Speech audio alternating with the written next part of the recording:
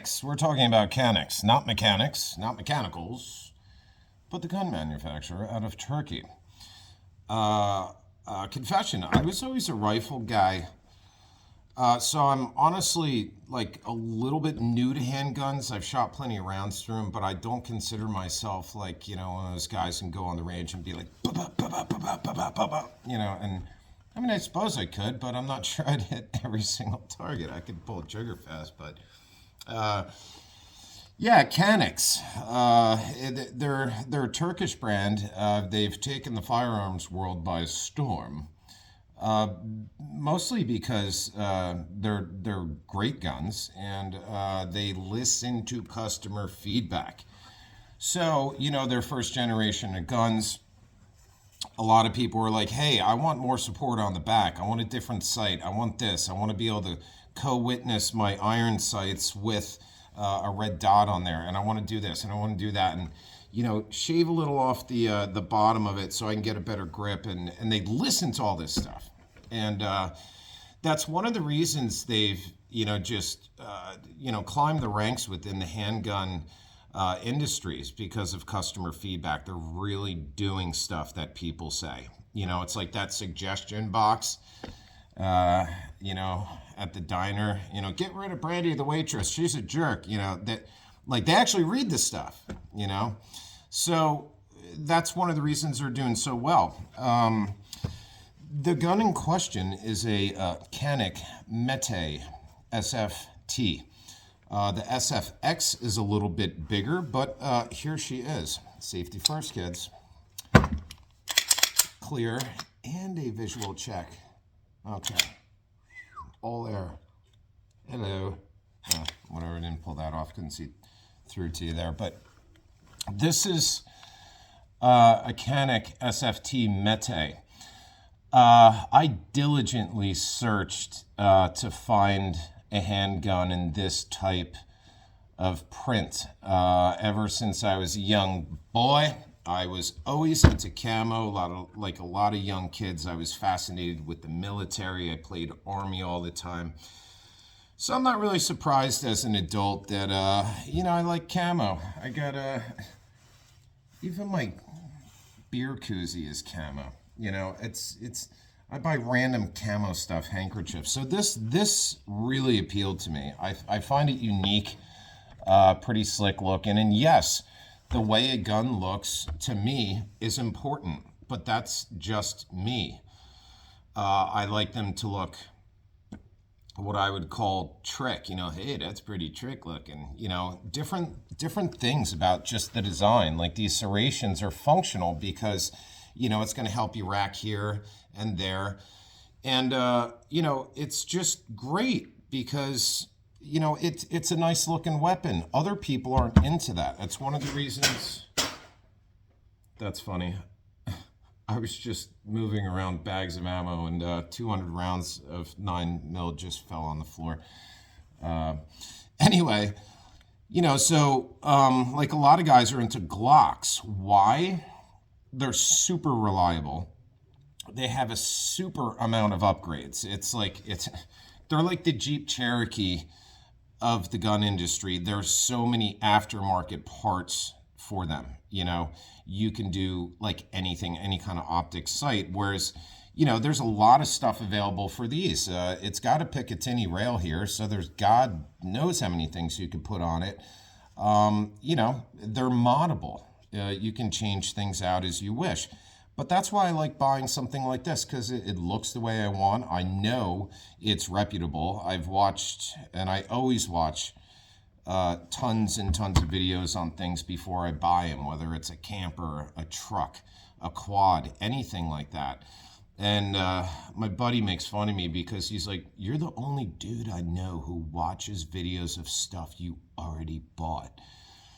I'm just that guy. I have a Canik METE SFT, and I will continue to watch tons of videos on these because I learn things all the time. For example, the last video I watched, right here, you'll notice that nice little grip. And, I didn't realize that is a spot where the customer said, hey, put a little thing there so I can get a better grip with my thumb.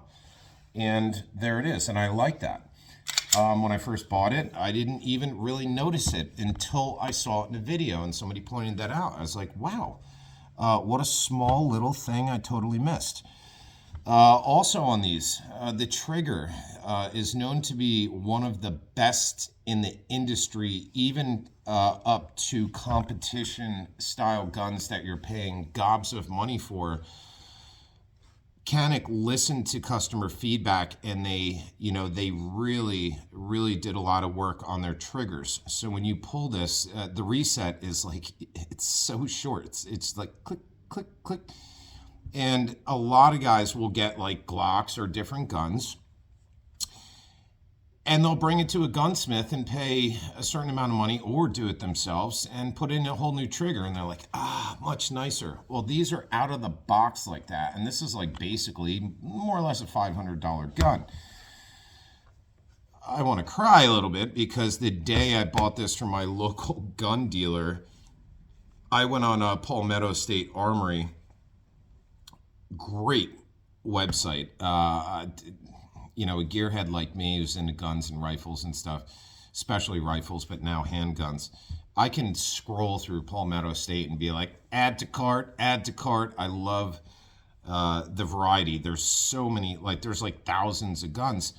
Well, the day after I actually, paid for it, this was on sale for $3.99 at Palmetto State.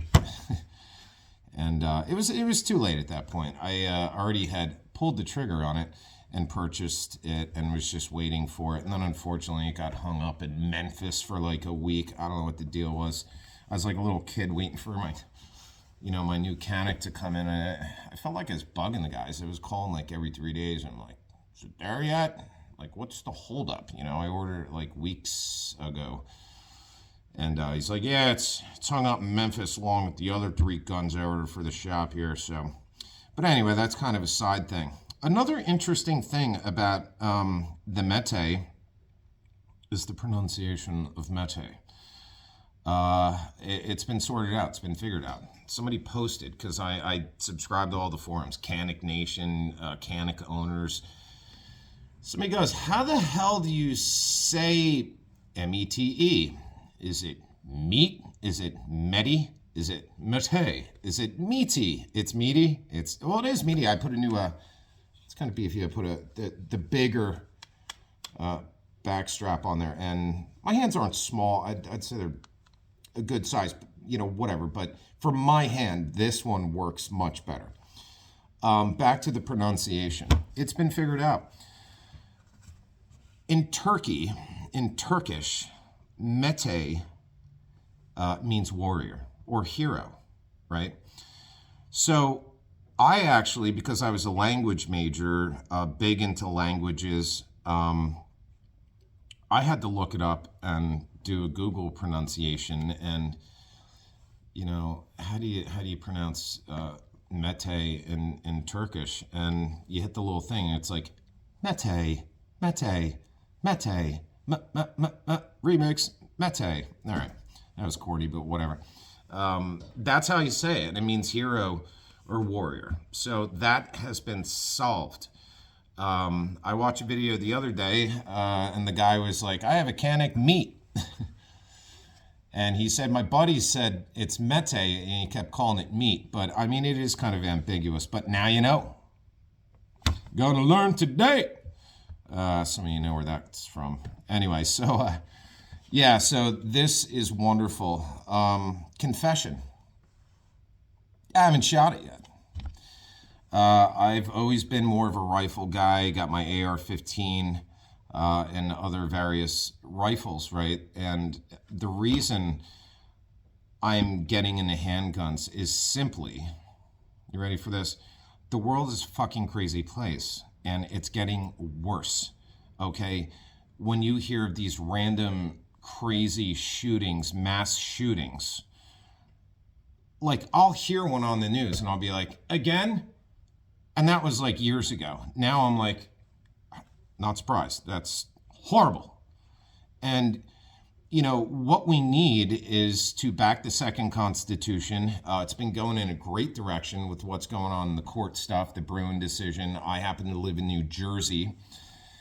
And yay, judges who decided that it does infringe upon your Second Amendment rights to say you can't carry in New Jersey, because in my state, they block everything because they just think that more guns mean more mass shootings. And I can't believe how backwards people are on their understanding of the truth, the statistics, the reports on what actually happens when responsible gun owners are able to actually carry their guns.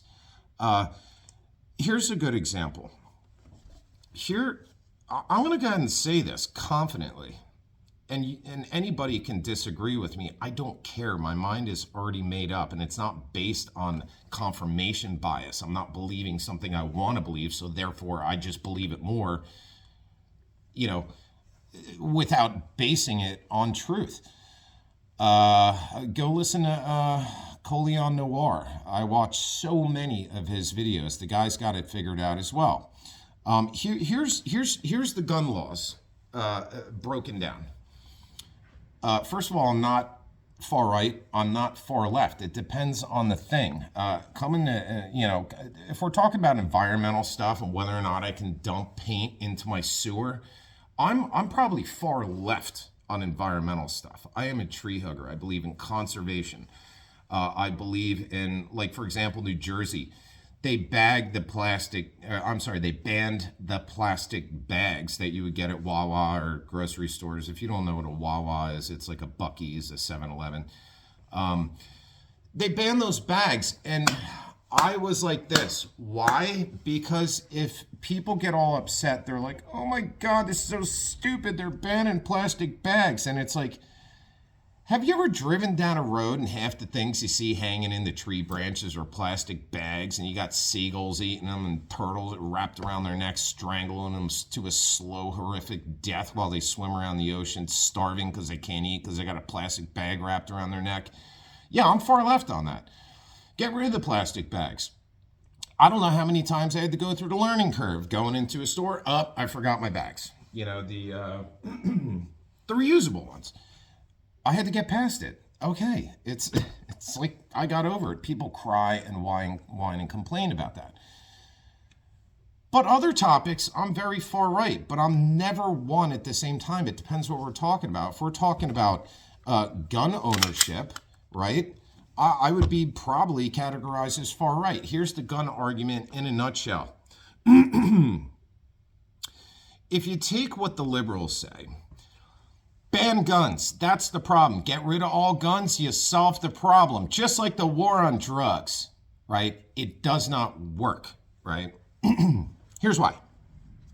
Here's your gun argument in one shot. Okay, let's say in a crazy world, which we're living in, they actually banned all guns in every state in the United States, striking down the Second Amendment. Who is going to turn in their guns?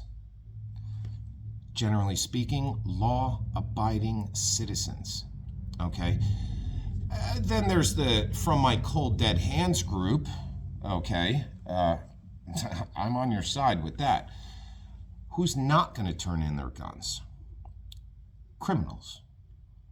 Who's going to be the only people left with guns? Criminals. Felons. Right? People who do carjackings, stuff like that. So if you eradicate all the guns, and most people turn them in because they don't want to go to jail for having one, the only people left with effing guns are criminals, because they're not going to follow the law because they don't care about anything, let alone jail.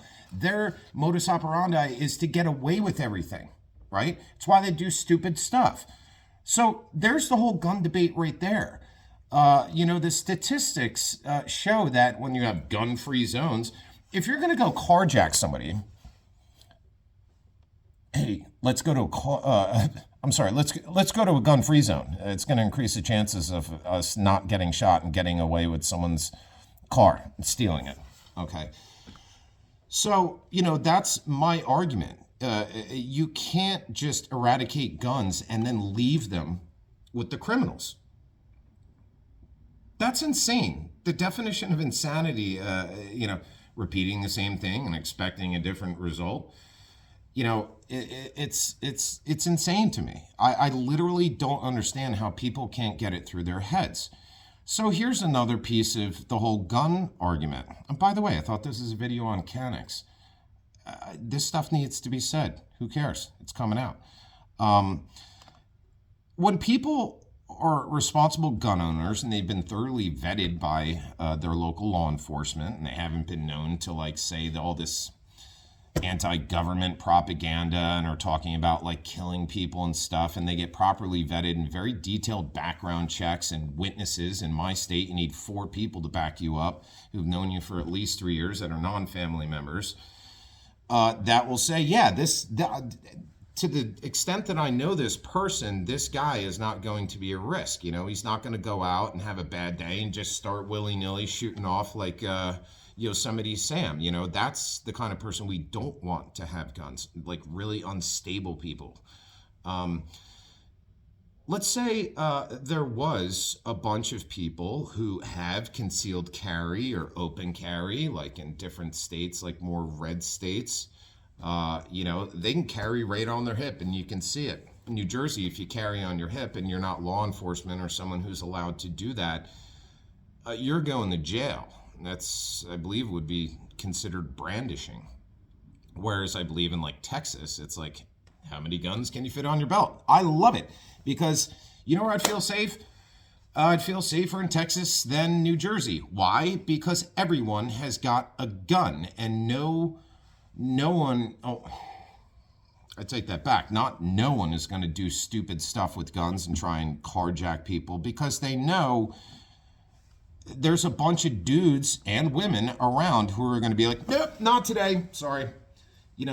I'd feel safer in an environment where, responsible people carry guns.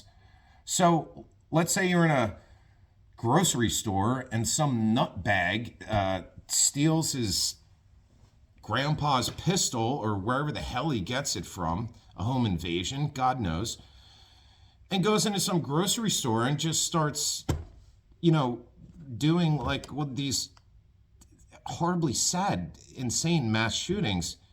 I want a bunch of guys there in that store who are going to get some cookies and milk or whatever it is and be able to stop that guy on the spot. So maybe they see a shooting happening and unfortunately it'll be multiple shots before people catch on to what's going on. But instead of 20 people being killed, maybe it's just him. You know what I mean? That's why I believe in responsible gun ownership and the ability to carry. So, yeah, totally different topic. I thought this is just going to be more about a Canik